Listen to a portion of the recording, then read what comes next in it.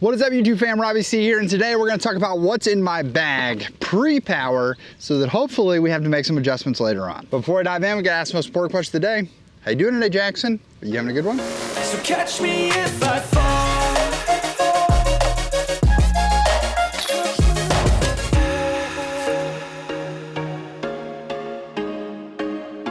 For those of you that have been following the journey for any amount of time and you're not just clicking on this as like, oh, I haven't checked in on that old goofy Robbie C guy in a little while, and let's see what he's throwing these days. Welcome back. We have been trying to push distance thresholds for just so long.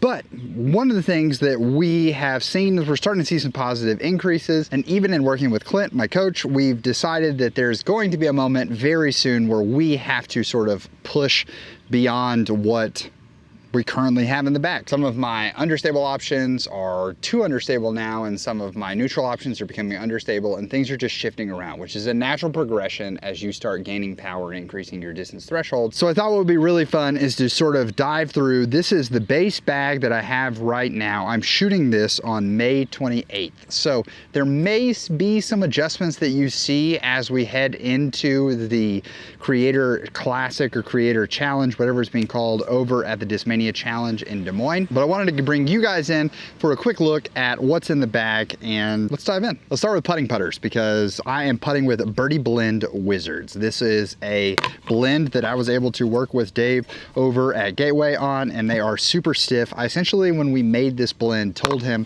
that I wanted KC Pro plastic with a little bit of grip. And when they start off fresh, I do admit they are still a little slick, but we knew that if they started too grippy, then they were gonna get super unusable. I have two in the bag that are in varying weights. One is the max weight that I use for my main putting putter, and then the other, this is 167 grams that I use for longer Circle 2 looks or when I need something floatier. So there is a difference, and that's why we actually have the different stamps. So primarily though, you're just gonna see me putting with this one right here that has some friends from the Pro Tour signed at USDGC last year. Continuing in putters, if you count my two putting putters, I think putters are 100% the most represented mold in my bag. I have 8 putters, including my putting putters, but I have 6 throwing putters. Starting off with pigs. Pigs love, pig is life. You guys know I love it. We have 2 different pigs in the bag. We have Precious Child, which is my beat-in seasoned. This disc has been in the bag for 5 years. Super fantastic. It does not fly anything like a pig. It doesn't resemble a pig. It's puddle topped, it's warped. It's just crazy. It is a straight to understable flyer, but one of the things that I love about it is that it's seasoned in, so it's very tough to burn it all the way over. We also have a straight pig in the bag from one of my first runs with Foundation, the Robbie C Key Owl, and this is just a straight flyer. Usually I'm throwing this on a sidearm or forehand when I need the disc to just hold super straight the entire time. Straight pig comes out reliable. I know that I can put a little anhyzer on it and it'll turn with me gently, but like Precious Child, doesn't burn all the way over. Next up for fun, we have the Range by Streamline Discs. So the Range is a fantastic option. This is a 2-speed. This is really good for my floating flick of the wrist upshot approaches. I will throw it off the tee occasionally, but lots of times this is one of my scramble discs of choice, and also just once again a very, very straight flyer when I need the disc to go straight for a little while and then just drop. This is gonna be inside of 150 feet. If I'm trying to ring up the bucket, this is what I'm throwing 9 times out of 10. I think I've gotten more throw-ins with a Range than I have any other mold combined, and the Range has been out for less than 2 years. Love this thing. For overstable putt and approach disc, we have the Zone Ringer GT top in the bag right now. I love the overstability of this. I love how you can throw it on flex lines. You'll actually see when we get to mid-ranges that the overstability of this has made another disc in my bag be used a lot less, but I still have it in there in case I just need that extra beef. But I love the Ringer top side of it.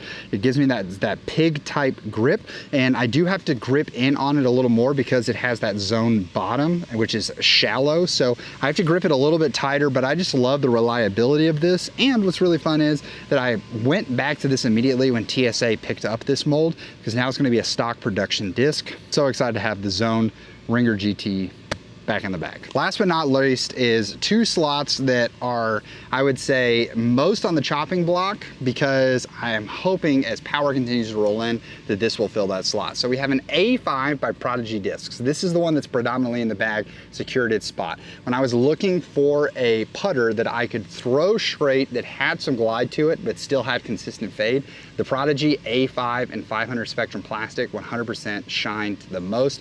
I love from our Patreon event, Birdie Fam Takes Over Birmingham, they cooked up this stamp and it turned out so amazing. The Luna ended up back in the bag because I actually cut a mid-range out that we'll talk about in a second, but it's back in the bag for when I want straight pushing distance, but I don't want to go to a mid. I will say this is the most confusing spot in the bag right now because I just love throwing putters, which is why it's in the bag, and I love the easy distance that it generates. It just feels really fantastic to throw, but a lot of times now I am not getting the fade out of this disc. I honestly should be stepping up to a mid-range. I wouldn't expect the Luna to be in the bag long term, and like I said, it's most on the chopping block. I also want to thank the sponsor of today's video, Cardinal Disc Golf. All year you've seen me rocking some Cardinal jerseys in our videos, and I want to thank Kevin and Lane for welcoming me to the team and supporting creators in a major way. I have worked with, honestly, a lot of apparel companies over the years, and it has been so easy getting to work with Cardinal. Even as we came up with the idea for this, I've always loved the owl. Obviously, it's permanently a part of me. But even when we first cooked up this jersey and we talked about it, I love how Lane has this appreciation for always chasing more, always wanting it to be better. Like the design you're looking at is the Robbie C jersey available over at Cardinal, and originally we had this owl on it, but we didn't have this like fleshed out pattern on the bottom as well. As we were getting ready, people had looked at it, we'd approved the design, and Lane was like, I just don't think it's all the way there for us yet. Me and Kevin are looking at him like he's crazy, like it's so good. And then he added this and we just realized like, wow, how did you do it? How did you make it even better? So I love working with Cardinal, and the way they support me is by you supporting them. And so there are a ton of other creators out there that are using their jerseys. There are pros that are using their jerseys. And so you can use my code RC Disc Golf at checkout, which supports what I'm doing. If you buy a Robbie C jersey, that also supports it. And I'll go ahead and throw this teaser out there because hopefully we have him in hands by the time that this video drops. This right here is a look at a jersey that is only available to the Birdie Fam. Yeah, my Patreon community, we collabed with them and made a design that is so fresh. Once again, only available for purchase if you're part of the Birdie Fam. Thanks to Kevin and Lane for sponsoring today's video and for trusting us the entire year. Now, mid-ranges, this is the least amount of mold minimalization that I've had in quite some time, really just across my bag in general as I'm between a bunch of molds, but I currently have 5 mid-ranges in here. Let's start with the understable side, and in that slot, we have the Trash Panda Dune. I went back to, and even as I started seeing the power increase, I had a Origin that I threw in this spot, and as I threw it, I was just shocked at how much the stock Neo Origin was turning for me. And so I really like having the Dune in here as an option that I can sort of throw flat and have it have some natural turn to it.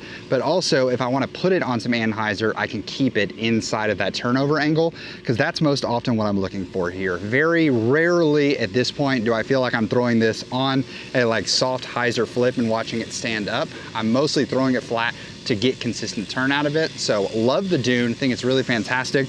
Jesse is sending me a couple more Dunes that have a little more overstability, which could put my Sacco Buzz in trouble. Speaking of, we've got 2 buzzes in the bag that both represent the Funzy podcast, because we did pull the flip out of the bag because I just wasn't using it all that often. This takes us to our 2 buzzes. We have the Big Z Buzz. We had Nathan Sakowitz come on in the bag, and he talked about there's nothing more beautiful than a flip up sort of Big Z Buzz. What's really fun about this is that I would say that this is an understable buzz while still having some consistent flights, some easy turn out of it. It's just shocking that no one talks about the Big Z Buzz, but it's phenomenal. The reason we don't end up throwing the Dune on hyzer flips is because we can throw this Buzz on some hyzer and watch it stand up and ride flat. If we throw it flat, it's gonna have some turn, but it's not gonna turn all the way over like the Dune does. And then next we have Jimothy representing old Jay Millie here, which is just an ESP Buzz. Fantastic flyer, really laser straight, like a bullet. This is why I'm having a hard time with the Luna, because this does what the Luna does, just farther, and so I really enjoy having Jimothy in the bag. The Buzz has to be the most surprising disc of the year for me.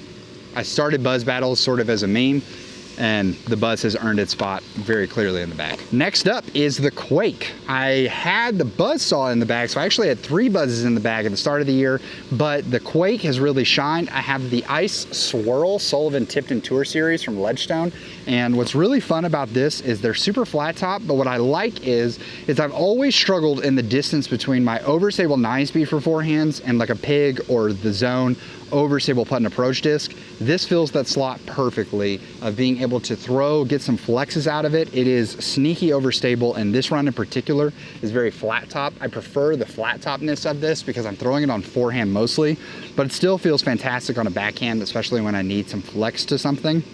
Really, really enjoying the Quake. And then last but not least, you know her, you love her.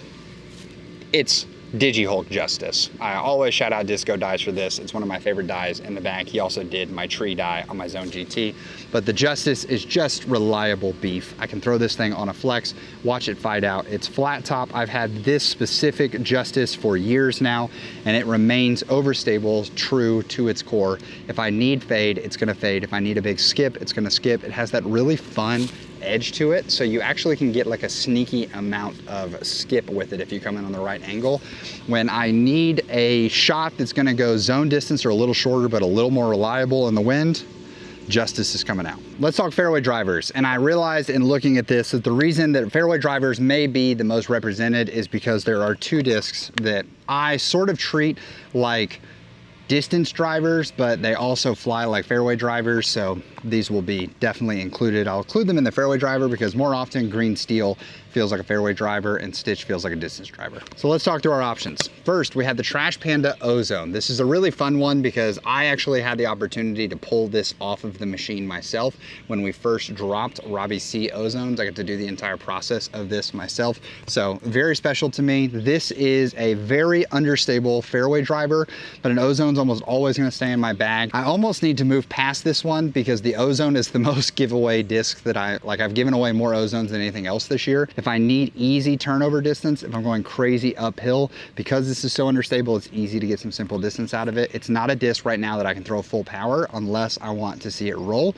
which is an option. I don't throw a lot of rollers, but really fantastic. Next up, we head down Cicada Lane. And so starting with the ESP Cicada, I have this from a subscription box, the Foundation Mario stamp, the video game stamp. This is an ESP Cicada that is so fantastic, but it's definitely understable. As I throw this, I think even if you look at the flight numbers that are listed on the screen, I would say it's much more of a -2. Even the ESP would probably be closer to like a -2.5, maybe a -2.0 versus a -2.1.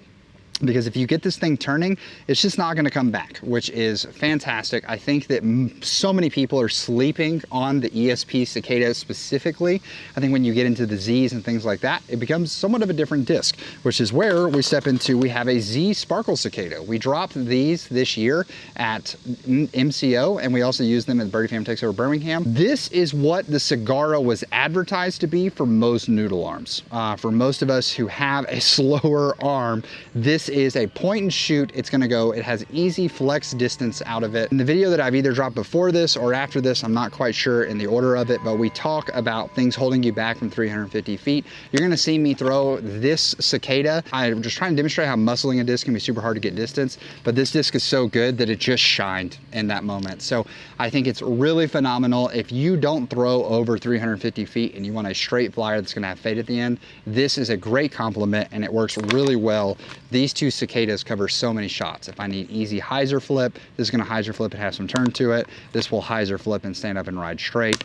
It's just awesome. Now, if I want the overstable version, I move up to the Sagara. The Sagara is a disc that I was most anticipating in 2025, and it has lived up to that reality for me wholeheartedly. So I would love to get my hands on other Sagaras to see sort of what shot shapes they have, because this is I've only done the Z, but I really love this disc, and as I'm increasing my power, I really am loving how this thing, it feels like an eagle, but it feels a little better in my hand if I'm being 100% honest. It has some reliable fade at the end, but it also has extreme turn when you get into it. If you can get the Sagara turning, guys, you've unlocked a distance cheat code, and you can get that by either throwing it flat hard or you can put a little bit of anhyzer. So phenomenal. Next up, we head to Felon Lane. I have 2 Felons. One I got from Russell Disc Golf in their used section. This is just a stock ESP Felon, reliable, overstable. The Felon is, I always say that when a Sexton Firebird goes to sleep at night, it dreams about waking up and being a stock Fusion Felon. So this is fantastic. It goes straight, but it's gonna have reliable fade at the end every single time. And when I need the absolute beef, I go to the most rare run for me, and it's the Lucid X Chameleon Felons. These are so good, but they're absolute beefcakes.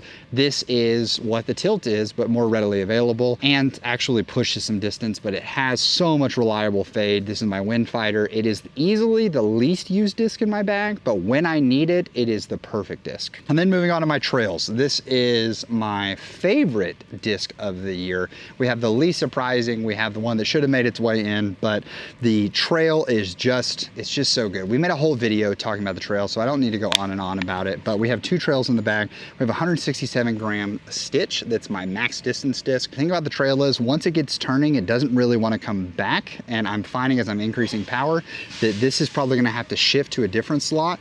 And I'm wondering if even once I start to increase that power threshold, Stitch is going to have to find a new home for someone.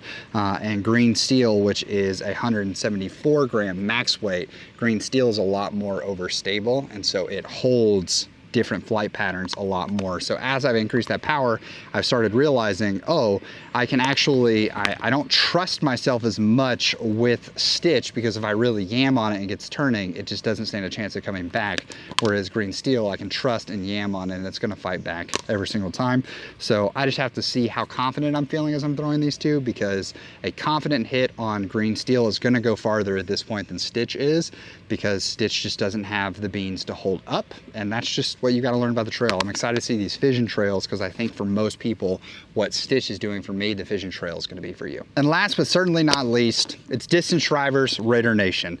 We have an old tried but true. This is one of when I was dyeing discs back in 2020. I wanted all of my Raiders, because I was bagging Raiders, to have villain stamps on them. So I dyed an iconic villain on all of them, and this is one of the only ones that I still have. But it was my reliable flyer. It's basically what the Sharingan was for me back in 2020, and it's just stuck around ever since. It's my Darth Maul. It's just a Fusion Raider, phenomenal flyer, but it's very understable at this point, and so I can really yam into this thing, and especially if I yam into it with a bunch of hyzer, it's gonna stand up and have some turn. If I can keep that nose angle down, whew, this thing goes a country mile.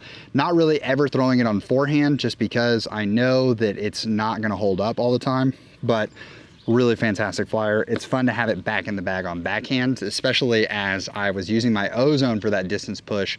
And so if I want the trail turn, but know that it has a chance to come back, Darth Maul is getting the call. Next we have the Sharingan Raider. This is my max distance, really forehand disc. I can throw this on some hyzer, watch it stand up and sort of turn all the way and then fight back for me. On backhand, it's becoming a really reliable flyer. It is on the understable side of Raiders, but I would put it closer to neutral.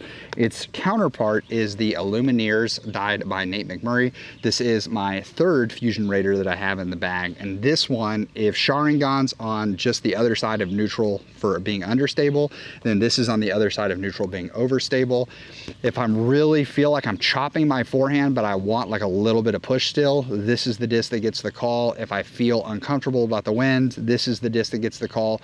Most often in a blind shot, if I don't know what the conditions are, this one's getting the call. If I had to guess, you're gonna see this one a lot at the Creator Challenge. Now reliability, we have Renegon, which is a Lucid Raider. This is from the Ricky Wysocki run when he was there. It has the it's faded in there, but really overstable run of Raiders, very reliable. This is my flex disc. I've been struggling with it as of late, that I am putting too much yoink on it, and so I'm turning it over more often than I can, but it's not like it's turning over and burning. It's just being pulled into the ground and I'm not giving it a chance to really fly it out. So really fantastic. I love this. I love the combination of these two dyes, Uchiha Sasuke for life. And then last but not least, the absolute overstable, over reliability. You can see that I have the Justice moving up to the Lucid X Chameleon Felon. And then at the top of the disc is the Defender. This is an Orbit, a Halo or an Orbit Lucid Defender. This thing is phenomenal. It is the Magic City City Mega Bowl, like triple, quadruple stamped. Love all the mist stamps on it. Very reliable. It's nothing but absolute beef at the highest level. And I love having that reliable, depending on the distance push that I need, moving Justice to Felon to here.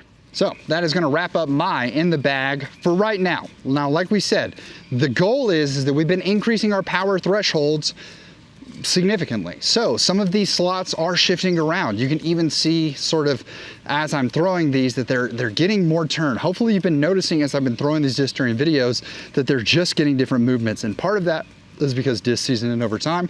And then the other part of that is that we're just improving, which is really cool. So as we start to make some changes and make some adjustments and we're hitting these power levels more consistently, we're gonna have to make some adjustments in the bag so that we can have a more accurate and dialed in bag. Let's go to the comments. Are there discs that you think I should try out? But also, what discs do you feel like are most on the chopping block? What discs do you feel like you've seen me throw in videos that it's just like, man, every single time he throws that, it just doesn't go that well. Why does he keep bagging that? Why does he keep throwing that? Do I have Trevor's Shark in my bag? Is there a disc like Old Trusty that Hunter used to bag that's just tough and I need to move on? Let me know. You guys see more shots of me than most anyone else does. So thank you so much for watching. I hope you have an amazing rest of your day. Please make it fantastic for someone else too. But for now, we're gonna leave you with the birdie.